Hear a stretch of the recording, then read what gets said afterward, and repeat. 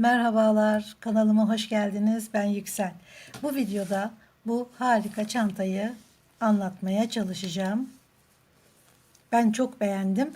Bunun bir benzerini de daha önceki yıllarda örmüştüm. Büyük bir çanta örmüştüm. Tabanını geniş tutarak ve plaj çantası olarak kullanıyorum. Çok kullanışlı çantalar bunlar. İpleri de çok güzel.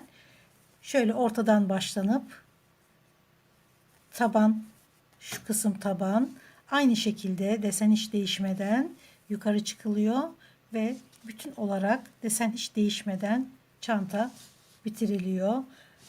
Gerçekten benim de sevdiğim modellerden biri ve çok kullanışlı. Bunu kullandığınız iplere de bağlı. Çok parlak renklerle de çok gösterişli çantalar örebilirsiniz bunlardan. Bunun şöyle bir kısmı, her kanadın bir kısmı kafes, bir kısmı sık iğne. Tamamen kafes de yapabilirsiniz, tamamen sık iğne de yapabilirsiniz. Bu da bu şekilde örülmüş ve çok beğendiğim bir model. Hadi o zaman başlayalım. Çanta için orta kalınlıkta 4 numara polyester makrame ip kullanıyorum. Sertçe bir ip. Her polyester bu kadar sertlikte olmuyor. Çanta için çok ideal bu. Ve 4 numarada tığ kullanıyorum. Bu ipleri çanta yaparken çok tercih ediyorum. Çünkü ne kadar kullanırsanız kullanın, yani yıllarca kullanın, hiçbir şekilde formunda bozulma olmuyor çantaların. Ne ipin kendisi tüyleniyor, sarkıyor, ne çantanın formu bozuluyor. Verdiğiniz emeğe değer bir çanta örüyorsunuz ve bunu da yıllarca kullanıyorsunuz. Tabii çantanın bu ipin markasını da merak ediyorsunuz. Ben gene kiloyla aldığım iplerden kullanıyorum. Kürkçühan'da üst katta övünç iplik var. Orada kiloyla alıyorum. Ve oradaki iplerden de gerçekten çok memnunum. Bu bir reklam değil. İplikleri gayet de gidip kendi paramla alıyorum. Reklam değil bu. Sadece merak ediyorsunuz. İpleri soruyorsunuz. O açıdan söyledim. Şöyle sihirli halka yaparak başlıyorum. 5 zincir çekiyorum. 2, 3, 4, 5. Doluyorum ve 3 trabzan yapıyorum. 3 tane ikili trabzan. 3. 2 zincir. Gene 3 trabzan.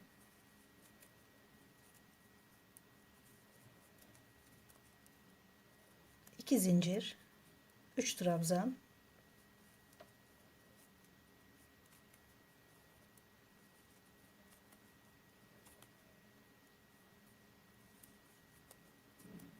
2 zincir. 3 trabzan. Yalnız 2 tane yapıyoruz. Çünkü bir tane şu 5 tane zincir çekmiştik. Bu 5 zincirin 3 tanesi trabzan. Şu arada çektiğimiz ikişer tane zinciri oluşturuyor. Şu aradaki de 2 tane olan zincir de aradaki zincirleri oluşturuyor. Aralıkları oluşturuyor. Hemen şuradan bir 3'e batıyorum. Şurada 2 tane bırakıyorum. Üçüncüye şöyle bağlıyorum. Üçüncü trabzanda zincir oluyor. Boşluğa giriyorum. Hatta ilmeksiz şöyle kaydırma yöntemiyle şöyle bir kare oluşuyor. Şurayı biraz sıkayım.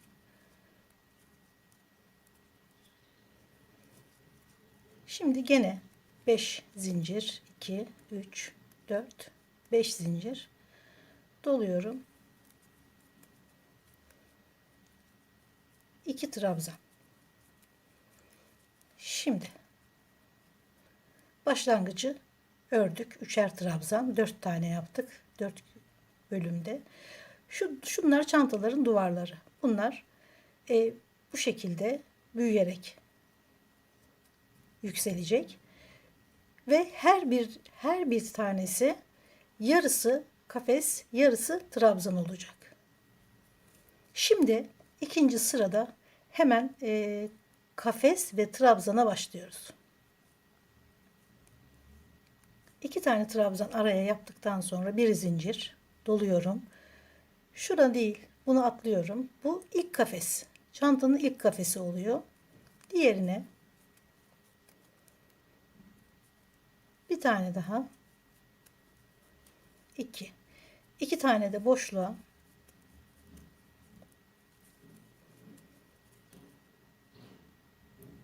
gene 2 zincir. Buraya da 2 trabzan. Yani 2 trabzan, 2 zincir, 2 trabzan yapıyoruz köşeleri. Tekrar bir zincir. Şuradakine batmıyoruz. Diğerine ilk kafesleri oluşturuyoruz.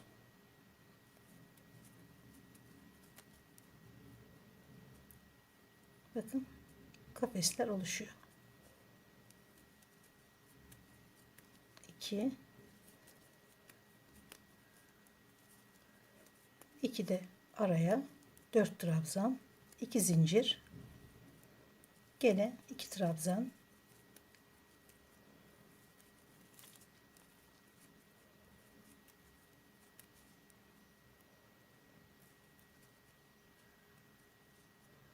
bir zincir doluyorum. Buna değil, yanındakine,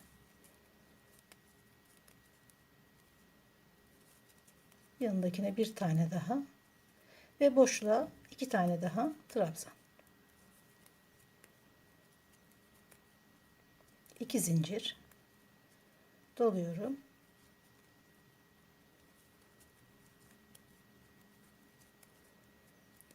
İki trabzan, bir son kafesi yapıyoruz bu sırada. Doluyorum. Bu değil, yanındakine,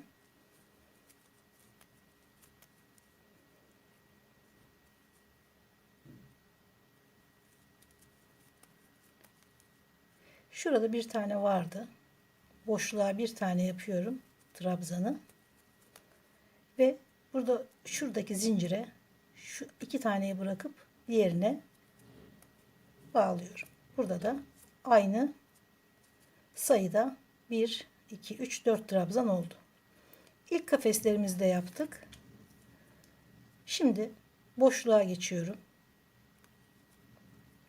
1 2 3 4 5 zincir doluyorum. 2 trabzan. Şimdi kafesler 2 olacak. Bir zincir doluyorum. Gene hemen bu yanındakine değil, bir sonrakine tekrar bir zincir. Şu baştakine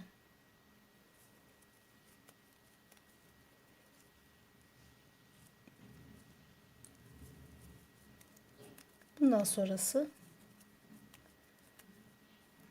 şu yarısı kafes, yarısı sık iğne olacaktı. Şimdi sık iğne bölümündeyiz. Boşluğa 2 tane,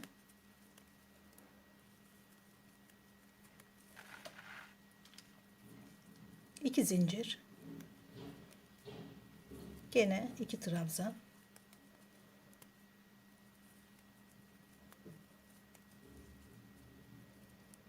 şimdi ikinci kafes, bir zincir, buna değil diğerine bir zincir, hemen şuraya ikinci kafesleri de ördük. Devam ediyoruz.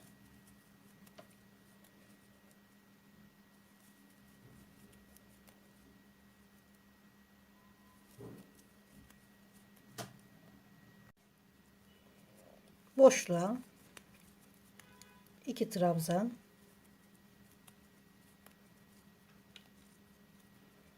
2 zincir, gene 2 trabzan,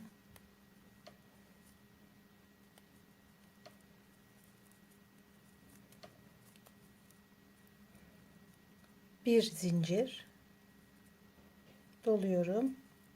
Buna değil, diğerine, ikinci sıradaki iki kafesi örüyoruz. Tekrar şuraya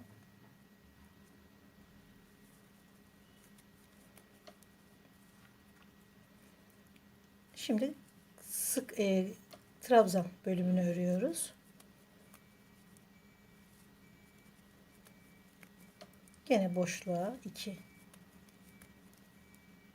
trabzan, 2 zincir, 2 trabzan.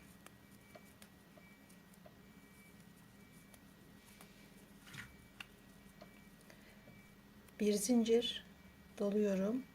Gene buna değil, diğerine. Bir zincir doluyorum.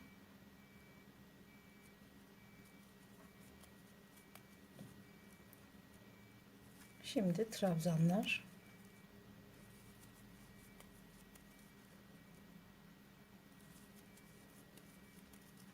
Araya bir tane örüyorum. Diğeri zaten şu zincir olduğu için şu iki zinciri arada bırakıp şu alttan 1 2 üçüncüye bağlıyorum. Şöyle bağlayalım. İlmek alarak bağlayalım. Yavaş yavaş ortaya çıkmaya başladı. Şöyle bakın, bu ortada, tam ortadan bir tarafı trabzan, bir tarafı kafes olarak devam ediyoruz. Gene ortaya geliyorum. 1 2 3 4 5 doluyorum.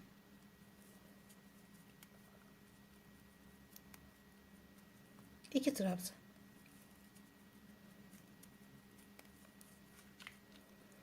Şimdi 1 2 3 4. sırada 3. kafesleri yapıyoruz. Gene bu değil, yanındakine bir zincir, bir diğer trabzana, boşluklara batmıyoruz, onlar kafes. Bir zincir, şu tam ortadaki trabzana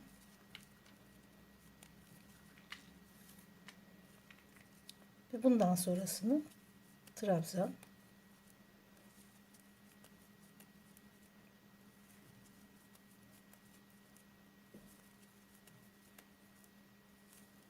iki tane de boşluğa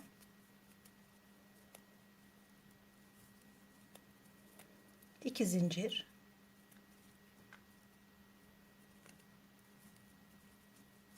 iki trabzan,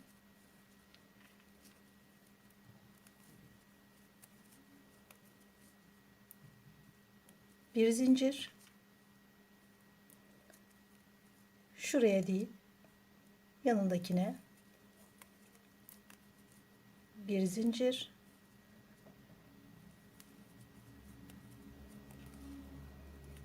gene bir zincir,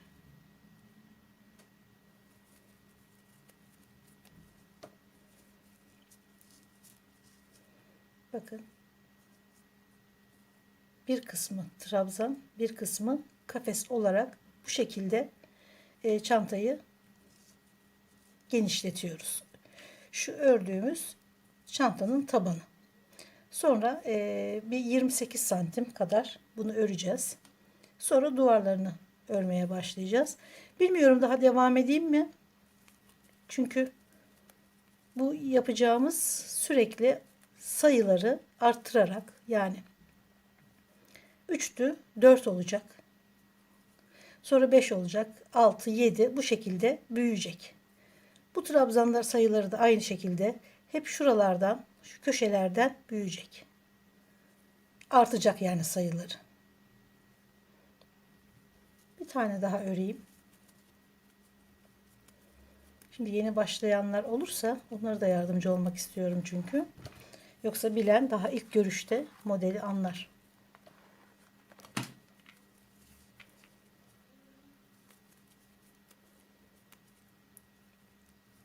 İki trabzan,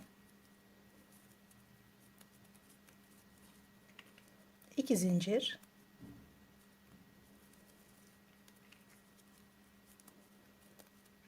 2 trabzan. Sonra bir zincir. Şimdi kafesi örüyoruz. Buna değil, diğerine 1, 2, bir zincir ve 3. Bu şekilde köşelerden her sırada hem trabzan hem kafes artarak örgüyü örmeye devam ediyorum. Ve sanırım 28 santim yeterli olacak taban için. Tabanı 28 santim örerim diye düşünüyordum.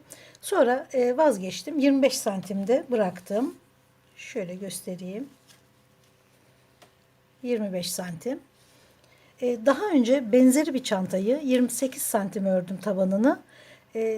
Hem günlük kullanımda hem de plajda kullanmaya başladım. Çünkü gerçekten hacimli bir çanta olmuştu. Bu daha günlük bir çanta olsun istedim. O yüzden 25 santimde bıraktım tabanı. 10 sıra ördüm. 9 kafes, şöyle göstereyim. 9 kafes ve 20 trabzan. Ölçü bu. Yani 10 sırada 20 trabzan, 9 kafes olarak taban kısmı bırakıyorum. Şimdi yan şu duvarlarını öreceğiz. Ve şu gördüğünüz sıralarımız sabit kalacak. Artış tabii ki olacak. Çünkü bizim modelimiz bu.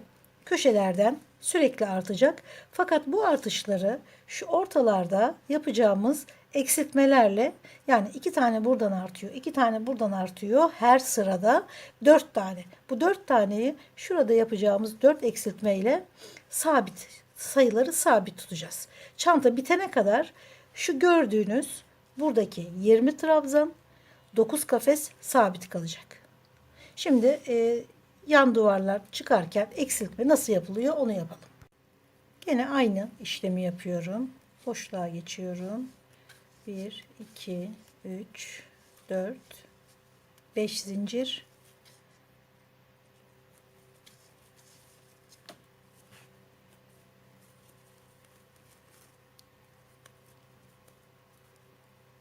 İki trabzan. Bir zincir.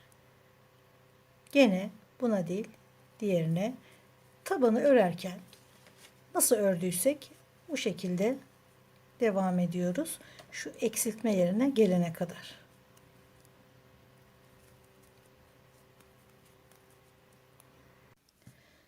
Son 2 tane kafes kalana kadar normal diğerleri gibi ördüm. Şurada ortada, şurası ortası, 1-2 tane kafes. Tekrar bir zincir çekiyorum, doluyorum. Şu kafesin trabzanına ilmeği tamamlamadan bekletiyorum. Bir kafes kala, şöyle bir kafes kala, şurada aldığım ilmeği tamamlamıyorum. Üzerine doluyorum. Şu tamamlamadığım ilmek, beklettiğim ilmek 1. Ortadaki şu zincir, yani şu kafesi oluşturan zincir 2, 3, 4. 5.'ye batıyorum. 1, 2 kere de çıkarıyorum. 4 tane eksiltmiş oldum. Bir beklettiğim trabzan, bir aradaki zincir, 2 trabzan, 4 ilmeği eksiltmiş oldum. Çünkü buradan da 2, buradan da 2 sürekli artıyor. Ve biz de buradan her sırada buradan arttırdığımızı burada eksiltiyoruz. Şimdi ben normal örmeye devam ediyorum. Diğer kenara döndüm. Ortaya geldim. Şurada ilk sırası olmasına rağmen eksiltmenin örgü hemen döndü. Şimdi burada yapacağız eksiltmeyi. Bir zinciri şöyle unutmuyoruz. Doluyorum. Son kafesin trabzanına bekletiyorum. Doluyorum.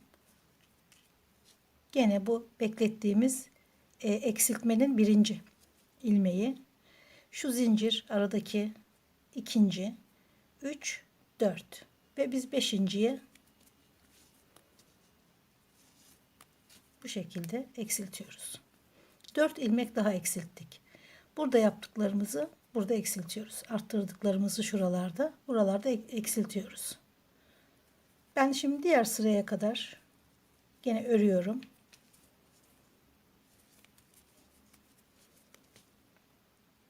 Şimdi çantanın 3. kenarındayım. Bir zincir doluyorum. Son kafesin trabzanına bekletiyorum. Doluyorum. Bu beklettiğim 1. Şu zincir 2, 3, 4. Beşinciye eksiltiyorum. Gene diğer 4. kenara kadar örmeye devam ediyorum.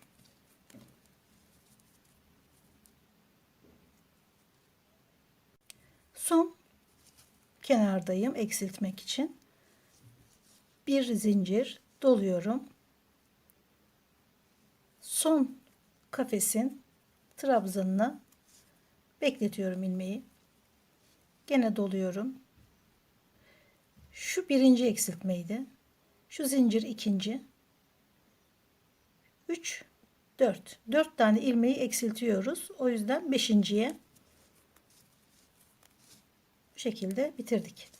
Ben sıra sonuna kadar örüp ilk eksiltme yaptığımız yere kadar örmeye devam ediyorum.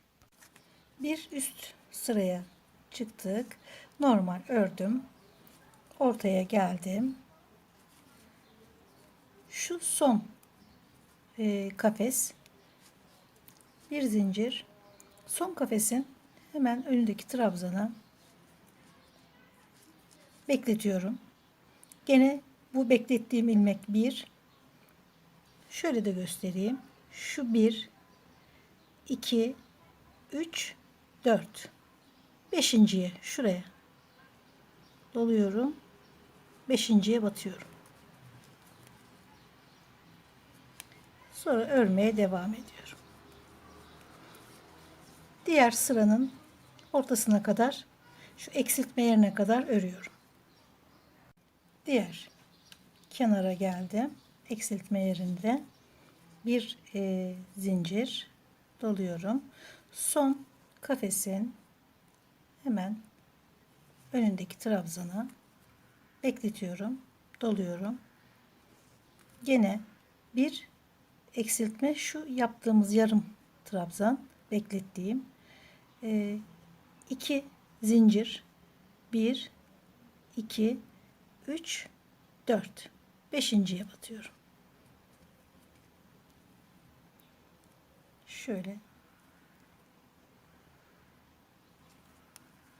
bir, iki kere de çıktım. Anlaşılmıştır herhalde. Bu şekilde çantayı istediğim uzunluğa gelene kadar, yüksekliğe gelene kadar örüyorum. Gene dediğim gibi sayılar hiç değişmiyor. 20 trabzan, yani benim ölçüme göre tabii ki 20 trabzan 9 kafes olarak çantanın son bitim yerine kadar hiç değişmeden örülüyor. Ve ağız kısmında işte sık iğnesi var. Sapları var. Bunlara gelene kadar ben çantayı örmeye devam ediyorum. Çantayı yeterli uzunlukta ördüm. Yüksekliği şu anda 30 santim, eni de 33 santim. son üstüne sık iğne öreceğim.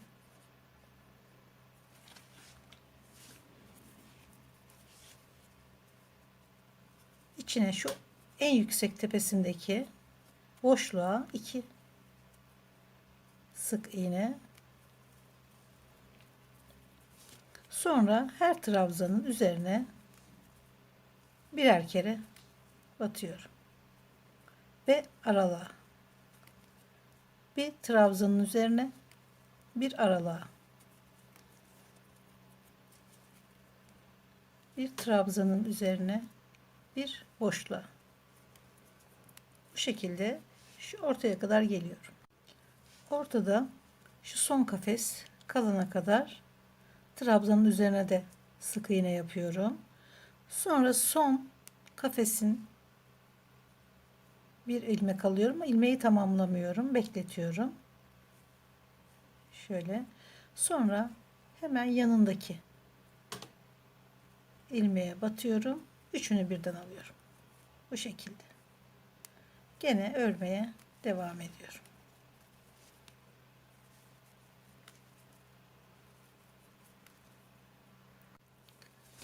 Yüksek noktasındayım. Çantanın. Araya gene 2 trabzan.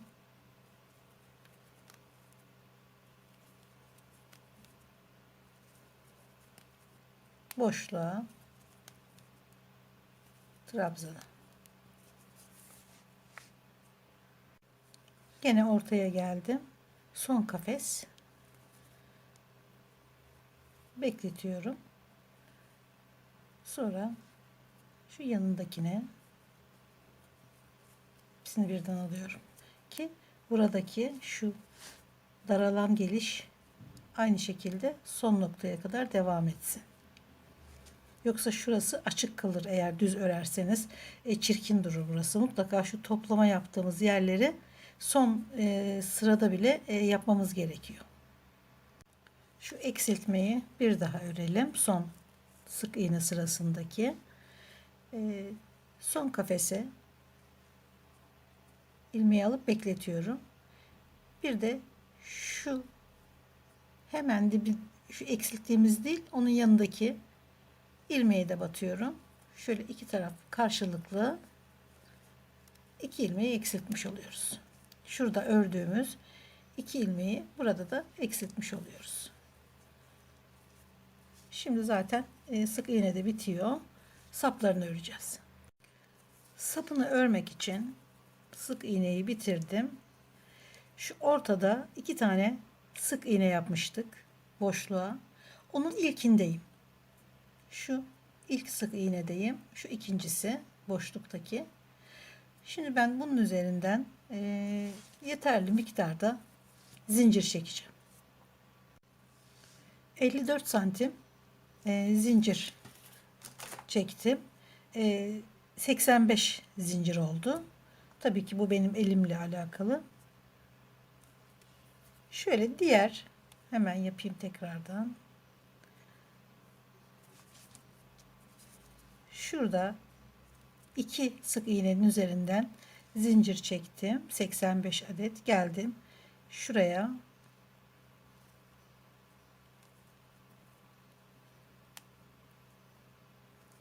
bağladım. Zinciri bağladım. Şimdi bunun üzerinden tekrar çeviriyorum. Sık iğne örüyorum. Her bir önce bir kere daha şöyle bağladıktan sonra batayım. Tekrar dönüyorum. Her bir zincirin üzerine sık iğne örüyorum. Son sık iğneyi örüyorum ve şurada ilkine batmıştık. Şu aradaki sık iğnenin şu bittikten sonra, bu ilk sık iğnemiz bittikten sonra ikinciye batıyoruz ve örgüyü bağlıyoruz. Çeviriyoruz. Tekrar sık iğne örüyoruz. Yani şu yukarıda en tepede ördüğümüz 2 sık iğnenin üzerine çantanın sapını örüyoruz. Son sık iğnesini yani ikinci sırasında ördüm.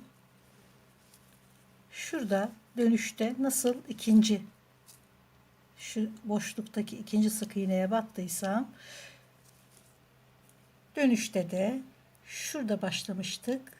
Şimdi yanındaki sık iğnede bağlayıp bitiriyoruz. Yani şu çantanın sapını şu aradaki 2 sık iğne üzerinden kuralım. Şuralara taşırmayalım çünkü görüntü çirkin olur. Bu şekilde bir tane sapı bitirdim. Şimdi diğerini öreceğim. Aynı bu şekilde. Evet, çantayı ördüm, bitirdim. Şu en yüksek olan yerden 37 santim. 37 santim yüksekliği var. Genişliği de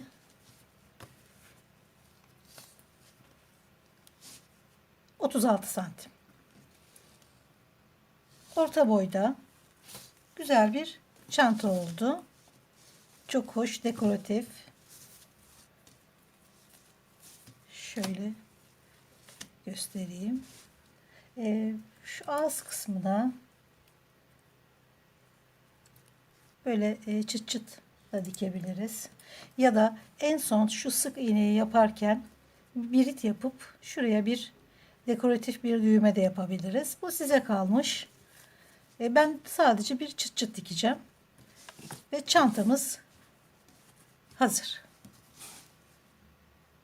Videolarımı beğeniyorsanız ve bundan sonrakileri de izlemek isterseniz beğenmeyi ve abone olmayı lütfen unutmayın. Görüşmek üzere.